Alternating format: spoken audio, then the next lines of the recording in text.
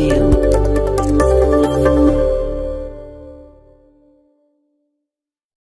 Asalaamu calaykum.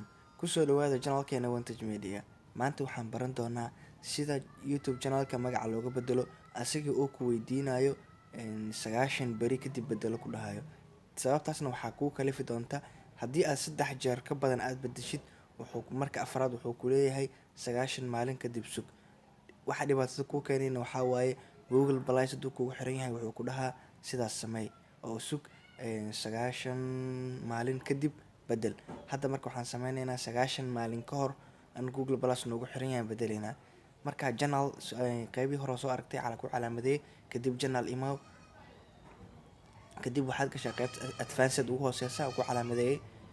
Marka advanced gashid hadda marka channelka oo aan magaca ka bedel rabno aan dul tageynaa. Marka meesha janjida aan galno kadib edit aan dhahno waxaan sameynaynaa hadda Google Plus ku xiran wuxuun 3 jeer aan geliyay magaca aan ku celcelishay 3 jeer marka waxaan rabaa mar afraad inaan sii bedelo.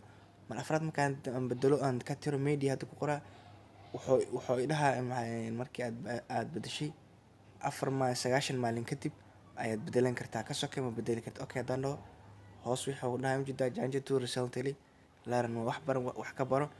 Marka hadda waxaan sameynaynaa meesha oo calaamada option ka soo daarano kadib Google Plus hoos oo yeelaa Google Plus kan aadno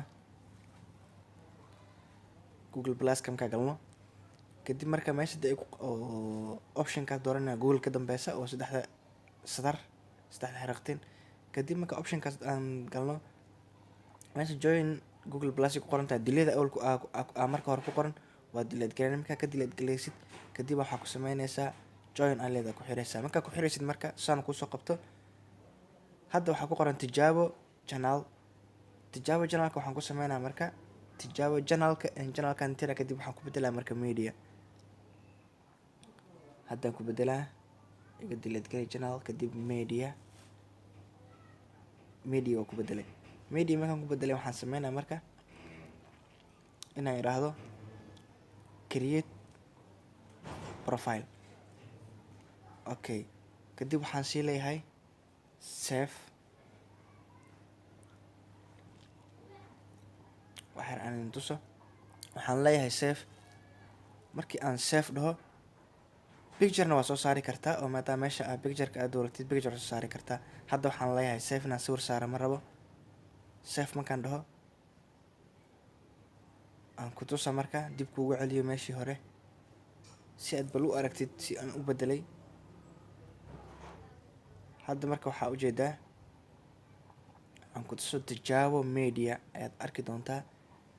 Okay ku soo laabo kadib create studio email meesha basic oo laga maamulo waayo channelka tijaabo media waad ujeedaa waa mar kale iyo Wantage Media oo idin soo diyaari doona casharada aad xiiso badan. Wabillahi tawfiiq.